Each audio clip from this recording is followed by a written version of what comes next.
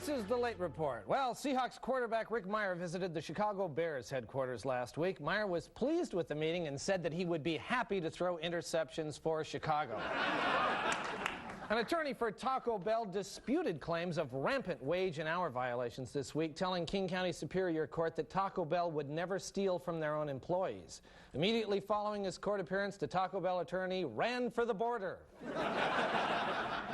Last weekend, the Pacific Science Center held Gross Out Weekend with popular hands-on experiments for kids like making fake snot and touching a brain. The least popular demonstration was touching Paul Allen's beard after a big lunch. The Seattle PI is holding a TV Valentine write-in where readers would write in 100 words or less who their favorite fictional TV heartthrob is and why.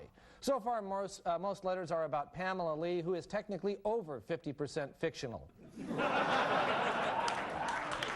Bothell police, hoping for a new police station, showed the press that their jail consists of a plywood box with wallboard painted to look like cement. The police told the press that the prisoners don't like it, but upon closer inspection, the prisoners turned out to be plywood cutouts painted to look like criminals. Except for the occasional squabble, Vip the gorilla is said to be getting along reasonably well with two female gorillas at the Woodland Park Zoo. Zoo officials say that the squabbles could be completely eliminated if the gorillas would just get separate checking accounts.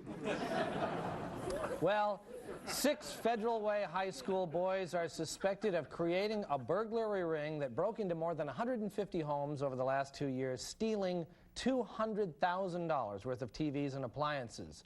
One of the 6 boys was very upset when arrested because he said he was just 4 VCRs away from getting his letter. Weyerhaeuser officials apologized for an odor that smelled like cat urine at their Longview plant last week.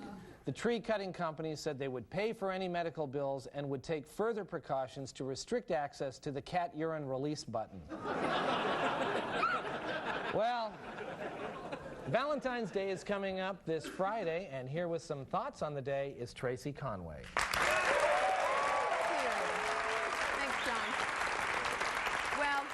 As you said, Valentine's Day is coming up this Friday, and while I was shopping around for Valentine's Day cards, I've noticed they're all pretty similar. There is a certain sameness to them. Exactly, yes. Which is why I've decided to come up with my own line of Valentine's Day cards, because every relationship is a little bit different. Well, that's great, Tracy. Do you have any with you? Oh, how nice of you to ask. No problem. I certainly do.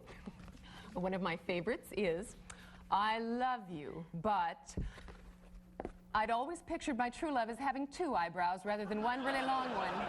Well, that is different. Isn't it? Yeah, okay. It is very different. Well, here's another one. I love you, but it's not normal for you to make the bathroom smell that bad. Get some help. Well, that's a very caring thought. That's very nice. You know, and there was absolutely nothing out there that expressed that particular sentiment. You know, I don't suppose there would be. I don't suppose there would be. Well, here's one for a beginning relationship. To my new sweetheart, darling, I love you because I'm unemployed and have no place to live. Okay.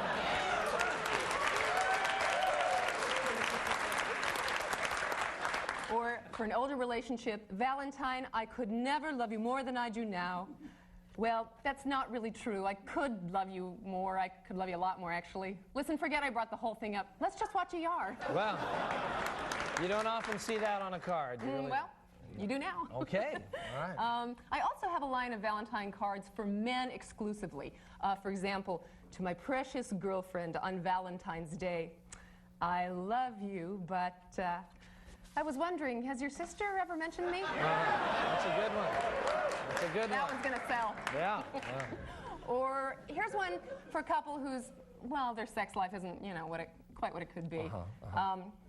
I love you, sweetheart, but exactly how old is that nightgown?